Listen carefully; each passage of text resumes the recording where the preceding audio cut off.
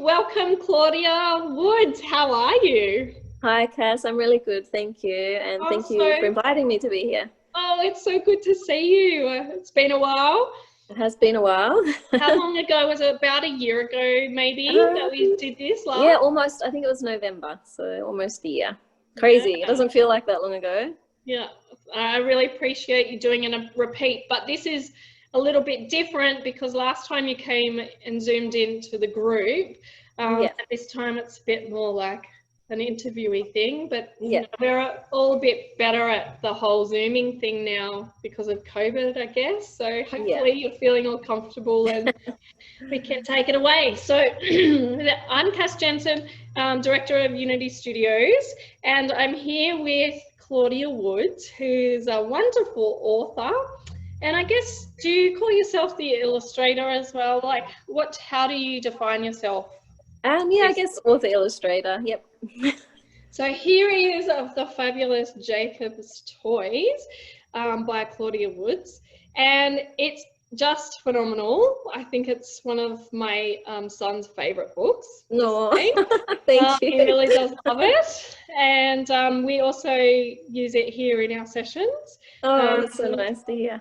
Yeah, and I think that like because it's photographed and it's so creative, like, so yeah, it gives like a realness because it's photographs and because it's, you know, you've obviously written it and you've also created the illustrations as well.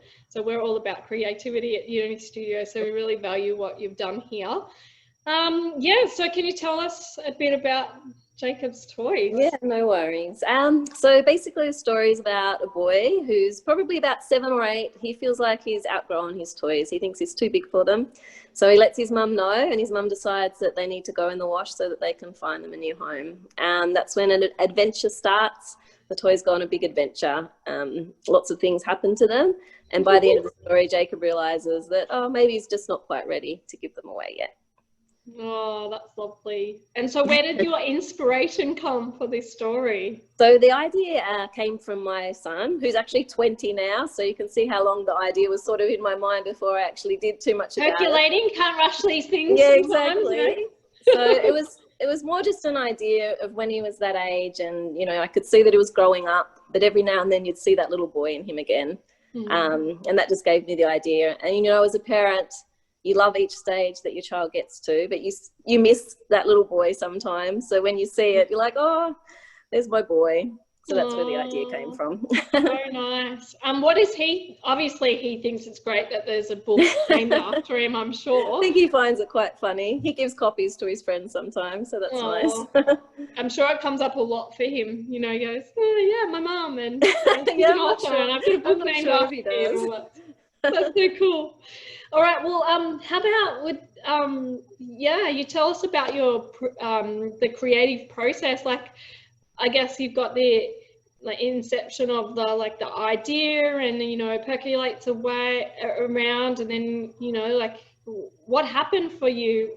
How did you get it to go from just an idea to like physical published copy of the book? How did you do that? It was a huge process. Yes, tell us. You wouldn't think for a children's book that it would be such a huge process, but I guess initially it just started with the idea, and I just started playing around with words on a page, and I love rhyming. I work in childcare, so that's the part of what I do, rhyming with children. I love children's books. I just like making nice sounds with words, so I just played around with that for a while. When I was at a point where I was quite happy with the idea of the story and what was happening, then I started thinking about the pictures, and that sort of changed a lot along the way. I love drawing, so that was always going to be a part of it. Just while you're talking about it, can I just do some flicking? Yeah, no worries. So yeah, I love drawing, so that was always a part of it, but I wanted it to be different. And I love creating things as well, making things, which I've always loved. Even when I was a little girl, just loved making things. So I wanted it to be mixed media. We'll have to come back to this page because there's something cool about that page. There's something cool about every page. Let's just say I'm like your hugest fan, that's for sure. Thanks, Cass. So I guess the words then started to evoke pictures for you. Yeah, and I did a lot of thinking about it in my head. I daydream a lot. So if I was in the car, I'd just be daydreaming, or if I was doing something else, it's always in my mind, just thinking what I could do, how I could make it a little bit unique, what materials I could use, and then it started to come together. And it changed a lot over time. I sort of started with sort of fairly plain and flat, and then it started to branch out to be more of a collage-y and mixed media, and sort of went from there. And I started to experiment. Right in there, grasp there. It's so cool. And there's all sort of materials, wool, natural materials like bark and things like that. Sand, real sand I use in some of the pictures. And then a lot of crafty materials, and then things that I just find around the home as well. So I can actually pick this one to show you. I have here, this is the a broom. And I was like, what can I make a broom with? And I wanted to try and recycle things as well, or use things around the home. So these are actually 2 toothbrushes and a chopstick that I found in my drawer. And then I painted it. So yeah, so just creating things out of different items that I find around the place. Is this from that from this one, or is that a bit of a snake? No, that's in there. So that's in, if you go to the laundry scene. Oh yes. This one. Oh yes. So there, it's there. Oh, so cool. And then there's also, so the little basket, you can see I actually just used different strawy stuff that I got from the craft shop and weaved like a basket. And then got some clothes from Vinnie's that I cut up and sewed together. And if you actually look at it sideways, it's half a basket because it sits flat on the page. So some of it's quite 3-dimensional, whereas some of it's quite flat, like the drawing. So I can show you, here's my little characters. So they're drawn with special pencils and then cut out. So very cool. As well. So it's amazing. Yeah, here's my cat. And so he was actually drawn, but then on top I've used some wool, used some string for the whiskers. He looks amazing. I had lots and lots of fun. I follow your, sorry, not COVID. I follow your Instagram. I haven't done much for a while. Been really excited seeing like some of your new characters coming. Oh, thank you. Yeah. So what's next for you, like in your Jacob's Toys journey? Because like I guess you've got this one published. Yeah. And we might talk about your publishing journey in a minute, but it'd be great to just see what, because you have been working on some of the new characters, I'm assuming, from what I can see from Instagram. So do you want to tell us what you've got coming up? So I am working on a second book. I'm sort of having a little bit of a rest at the moment, sort of, I'm not feeling so inspired just at the moment, but maybe after this interview, who knows, I might get off the phone and then go and get back into it. I'm already feeling a little bit that way, so so that's nice. That's good. But the second Jacob's Toys is about Jacob's toys in Mollymook. So they go on a holiday and Jacob sneaks his toys into his suitcase, or his mum says he can take one toy with him, he sneaks them all in there and off they go to the beach, and you can imagine all the adventures that the toys get up to while Jacob's swimming. There's a shark, there's a treasure chest, there's all kinds of things. So have we got all the toys from this book? So they're the same toys, same toys, same adventure, but it's sort of switched around a little bit. So instead of in the rhyming sequence in here, it always ends with Paul, the teeniest, tiniest of them all, whereas this one switched around to focus on Ted. There you go. Nice, different point of view. Yeah, different point of view. So yeah, that's so cool. So how about the journey to being published? Like that must have been quite. Can we start with this page? Because this is probably a really good page to start with to talk and spark from. That one. Yes. I loved this story. So thank you. Tell us what's going on here. Yeah. So basically, I've been working on my story for a long time, pottering away at it. I'm a bit of a procrastinator, so I sort of wasn't getting anywhere too fast. I'd done a lot of the work, but just pottering away. And my brother rang me one night and he was like, Claudia, what's going on with your book? And I said, oh, you know, just pottering away with it. That's it. Had enough. Going to get it published. And you're like, oh yeah, I'll just wave my magic wand and I'll... Yeah, pretty much.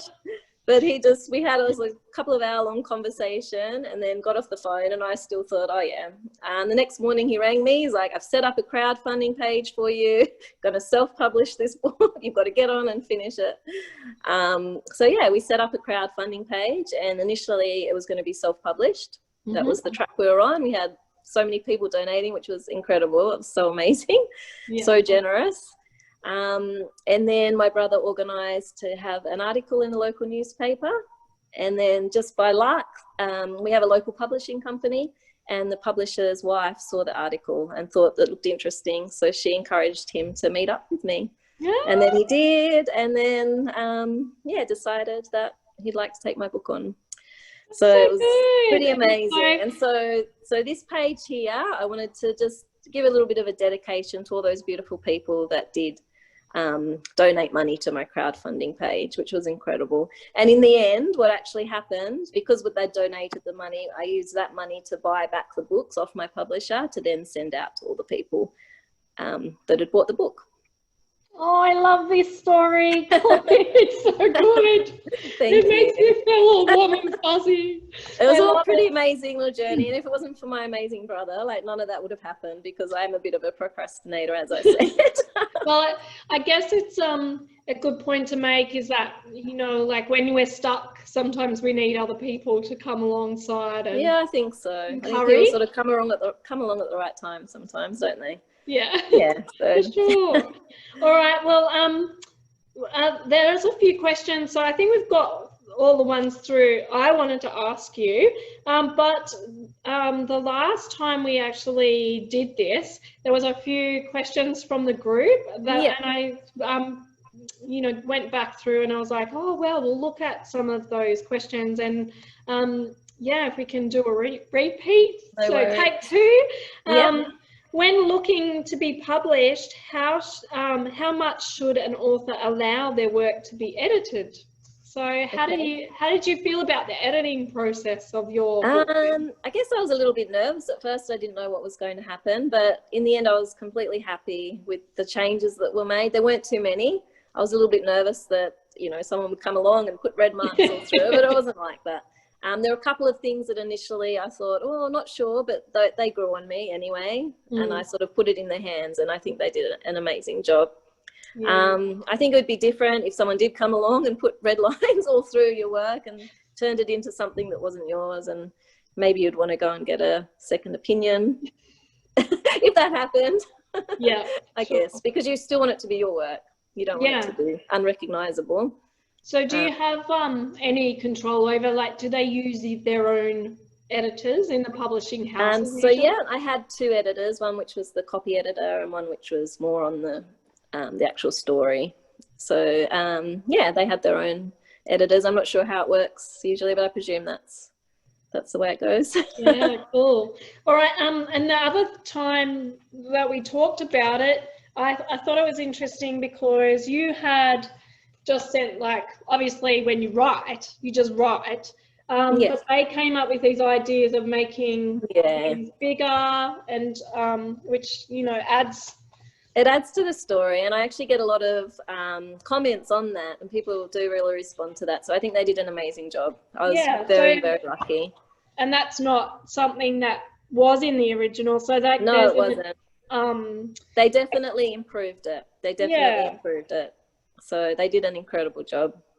And was it this that they so the idea, I and my brother both had the suggestion to have a bug come through there, but they came up with having it like this at the end. So I love it. But we'd thought about it. I specifically did a bug on each page because I wanted that to be something. I wasn't sure how we'd do it, but I really liked what they did with it. Yeah. So yeah, like the kids here, they love that. Yeah, it's one of the favorite things about the book. And it gives it again like another dimension too. Like, you know, you've got the like there's lots going on here. Then like this is type 3D type of thing. Plus, then you can then engage with that page as well. So yeah, very multifaceted. A little bit extra. I think Fantastic. So good. Thank you. So inspiring. All right. So what do you, what's your opinion? This is the question. What's your opinion on self-publishing? So I guess you were going to go that way, right? So, I was, yeah. And I think it's definitely a viable option, and a lot of people do it these days. Having said that, the fact that the publishing company, Harbour Publishing House, ended up publishing mine, and I think the product was so much better than it would have been. Yeah. So I think, yes, you can do the self-publishing, but I don't know, maybe the quality, it's better than what I imagined it would be. Yeah, they're in the business of doing it, you know, and knowing what they want it to look like and feel like and all of those things. But then again, I mean, a lot of people start that way, get their foot in the door, and looking at my next book, that might be an avenue that I go down, because I have found, obviously, my publishing house is closed now. Yeah. And, you know, I've already got a book out there, so it's something that I could look at to self-publish, because I've already sort of got that basis. Yeah. So I'm not sure. And they also have the sort of hybrid publishing companies now, where you pay, but they also have a team of experts there to help as well. Yeah. So that's another option that people could look at as well. I definitely think it's something to think about. Yeah, for sure. I was quite interested when you were telling us about that last time. Yeah, that's an option like people don't really know about. Is it's like they think, oh well, I have to do it myself, or I have to, you know, get someone to publish me. But yeah, there's something in between that too. Yeah, that's right. And I think the other thing is, particularly with a small publishing company, like I feel like maybe you're still doing a lot of the marketing anyway. Maybe that was my case because the publishing house closed, but for me to try and get the book out there, do you know, a lot of that's sort of on you anyway. So I guess if you self-publish, then you're obviously going to get all the profits as well. So it's good in that way. As long as you're willing to put in that effort and really go out there and try to market you. That's the challenging part. Yeah, for sure. Yeah, because it's, you know, to be creative is one thing, and then so like that's, you know, one part of birthing, you know, something into an existence, but then like to get it out into the world is like, that's just a whole nother level. A whole new level. Yeah. So that's the part that I found really challenging. I've got really wonderful response from my book, and people have said such lovely things about it, but to translate that into actually selling copies is a challenging part. So yeah. Get a copy. How do people get a copy? Can you still get copies? So there were lots of places selling it online and through the bookshop, which was through the Harbour Publishing House. I think some of those have sold. I'm not sure how easy it is to get it online now. I have copies. I actually bought back some copies from the publishing house because they closed. So they were sort of there. People could probably message you through your Jacob's Toys. Yeah, definitely. Page. I've got lots of copies. Yeah. Yeah, cool. All right, well, get on that. Christmas is coming. So yeah, you've got your Instagram page and you've got your Facebook page. Yeah. So they're both just called Jacob's Toys, is it? So the Instagram page is just under Claudia Woods, author. Okay. Yep. Yeah. Claudia Woods, author, yes. And then the Facebook one is just Jacob's Toys, yep. Yeah, cool. All right. So yeah, you can get in touch with Claudia through there if you want to get a copy or two. So the next question is, what are your thoughts on inspired by versus copyright infringement, and where is the line? That's a tough one, isn't it? It is a tough one. I think basically we're all inspired by somebody. I think that's the way it works with art, music, writing. Yeah. We're all inspired, and nothing is completely original, that's for sure. So I think it's perfectly great to be inspired by someone. I think the idea is just to try and make it your own at the same time.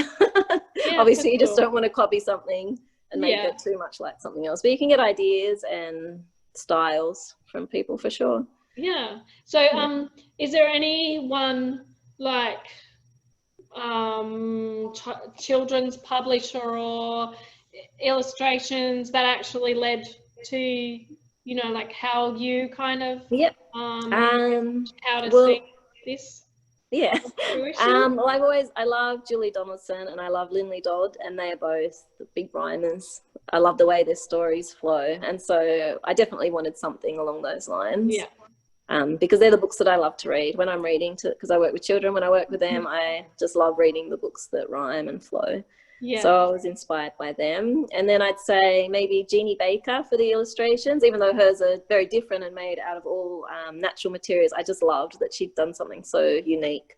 Yeah. So that was definitely another inspiration. I guess, you know, like for me, when I look at that, I like would class you as being an artist, and so I guess, you know, you draw your inspiration from all your, you know, visual, you know, appreciation from everywhere, and then, you know, like your love of actually the mediums as well. Yeah.